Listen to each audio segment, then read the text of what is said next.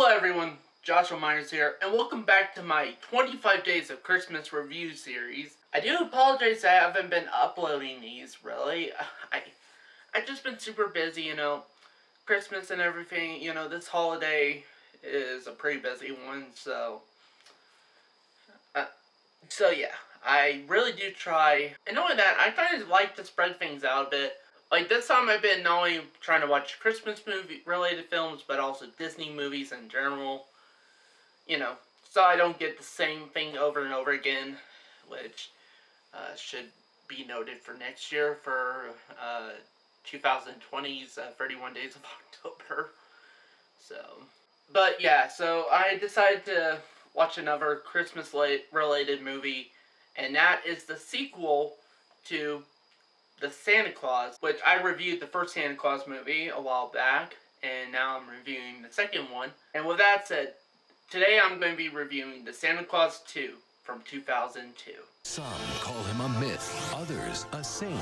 He prefers the big guy. Go on, pork chop. Who you calling pork chop, meatloaf? He's made his list and checked it twice, but he forgot to read the fine print. I've got to get married? It's the Mrs. Claus. Walt Disney Pictures presents Tim Allen. That's gonna leave a mark. The Santa Claus 2, rated G. In theaters November 1st. The Santa Claus 2 stars Tim Allen, Judge Reinhold, Wendy Cruzan, Elizabeth Mitchell, and is directed by Michael Lembeck. The plot of The Santa Claus 2 is that Tim Allen reprises his role as Scott Calvin. Now, Scott here has been Santa Claus for the past 8 years, and his loyal elves even consider him to be the best one ever. But Scott's got problems. First of all, his son Charlie has landed him on this year's naughty list. Second of all, and probably the worst of all, is if Scott doesn't marry by Christmas Eve, one very, very short month away, he'll stop being Santa forever. So now he has to find himself a Mrs. Claus. What are my positives with the Santa Claus 2? Honestly, for me, there's a lot of stuff here that I actually do like better than the first movie, for one. Some of the humor is actually, there's a lot more humor to this one, and it's actually, some of it's a lot more funny. There's this subplot with, because it's him trying to find himself a wife and everything, and he can't be in two places at once. So he decides, they basically decide to duplicate him into a toy that actually, a life-size toy clone, if you will, of himself. And basically the toy just starts going rampant, starting to take control of everything, and it's almost kind of like, a Nazi version of Santa, and it's honestly, that stuff is hilarious, but in an awkward way. And that stuff has actually gotten me quite a few laughs, actually. Also, I do like that this explores more of this world, actually, that the first one tried to create, I must admit.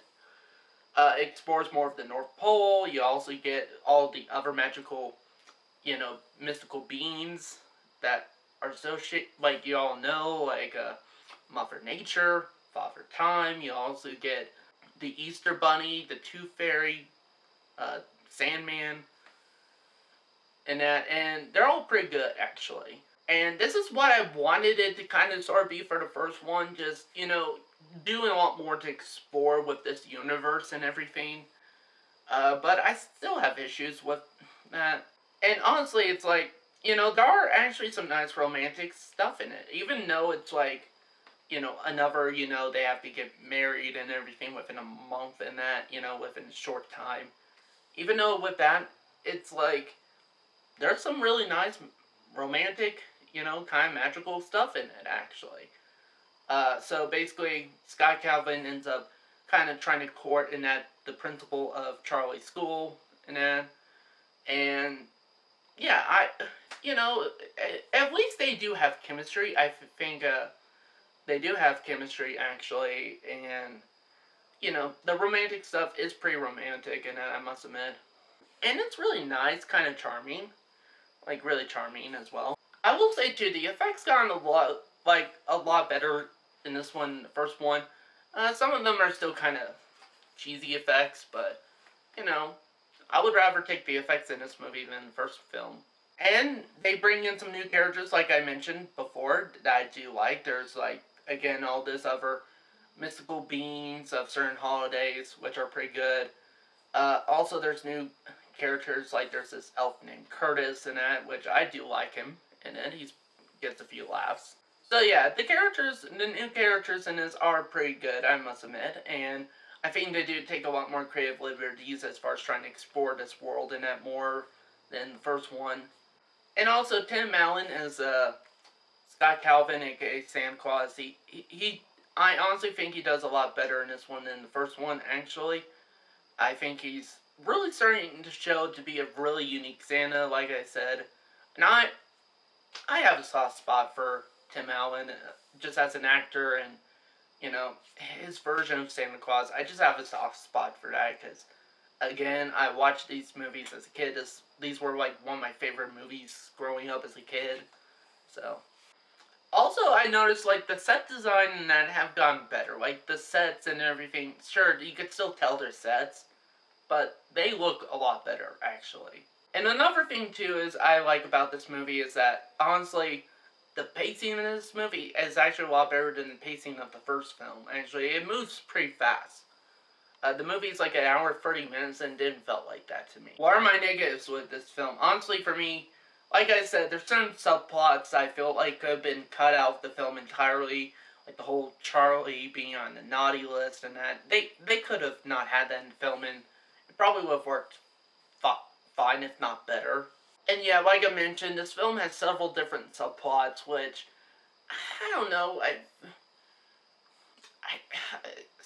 some of them do work, others not so much. Like, for example, the whole stuff of Charlie being on the naughty list and everything, that could have easily been scrapped. You didn't really need to have that in this movie. Especially when you watch it all the way through, it just kind of became pointless. Like, it really didn't, like, they didn't really do anything with it anyway. At least in a way that was meaningful in that. And again, it's yet another thing where, you know, these two characters have to fall in love within a certain amount of time and get married and all that stuff, and it's a very short amount of time. I really don't care for that stuff, but I must admit, it was, the romantic stuff was very, actually nice and charming and that, and the two characters,